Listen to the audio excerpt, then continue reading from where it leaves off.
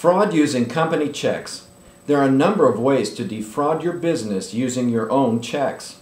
The first of these involves manual checks. Using manual checks, meaning pen and paper ones, is really risky. I highly recommend you switch over to an accounting system such as QuickBooks. This is because a physical checkbook can be stolen. Also, a check can be written by a dishonest employee with no carbon copy record, making it harder to detect the fraud. If your check is printed through an accounting system, there is no way to command the system not to make an automatic copy of that check. So you can always find evidence of theft. If you insist on writing manual checks, make sure you keep the checkbook locked at all times.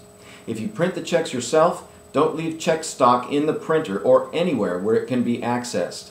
If someone tries to print checks and misprints a check, make sure these get voided immediately. The most common way manual check fraud occurs is when someone changes the amount on the check after it was issued.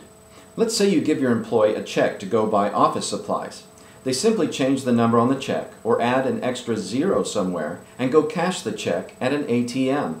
They then make the purchase you requested with cash and provide a receipt. Lastly, they find a way into your online banking system by installing a keylogger on your computer, for example, or intercept your banking statement in the mail and destroy the evidence.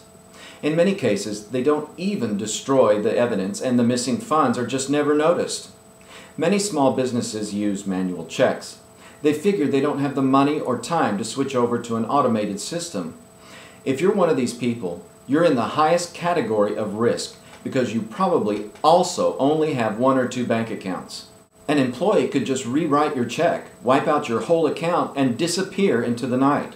You may never find them, and if you do, you might waste years in court to achieve minimal jail time and a wage garnish which will never restore your lost funds.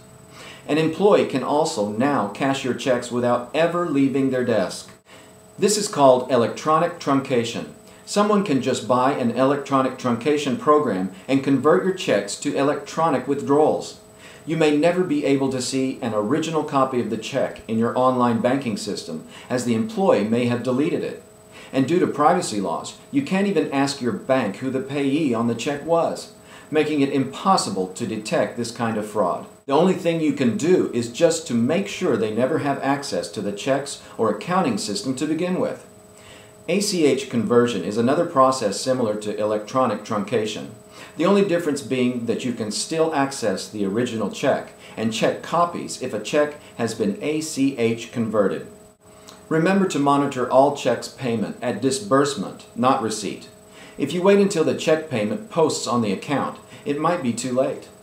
Once a check has been processed by someone electronically, you won't be able to get a copy of it or know the identity of the payee. Batch number tracking is a useful procedure in the prevention of check fraud. Make sure the authorized check signer has their own checkbook or their own account in the accounting system and track batch numbers. If you're using a checkbook, it's pretty easy just to flip through and make sure there are no missing checks. But since many businesses have switched to online banking, they'll not have a checkbook in front of them. They must rely on check images. If an employee commits check fraud, they must delete the images of the check from the online banking portal.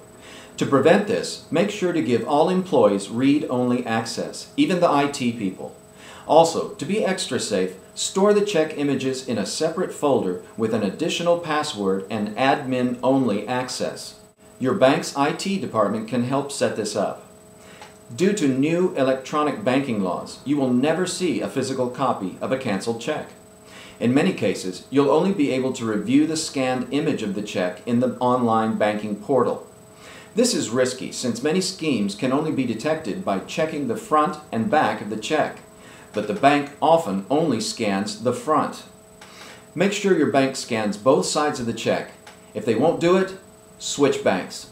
It is worth the hassle. When checks come in with the general mail, they must be reviewed by someone other than the person in charge of deposits. This person should review all checks and add them into accounts receivable. Then they should stamp each check with a stamp that says deposit only. And only then should they give the checks over to someone to run to the bank and deposit them or truncate them electronically.